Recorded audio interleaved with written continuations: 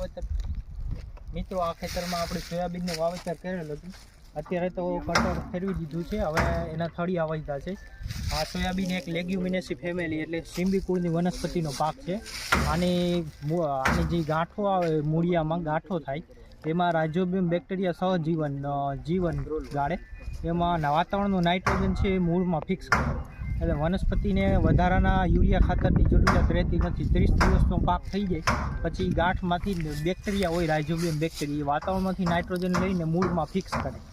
એટલા માટે 30 દિવસનો પાક થઈ જાય પછી આને યુરિયા ખાતરનું પ્રમાણ ઓછું જરૂરિયાત રહે છે, પણ એના બદલામાં ફોસ્ફરસનું ડબલ પ્રમાણ એટલે DAP ખાતરનો આપણે ડબલ ડોઝ મારવો પડે છે.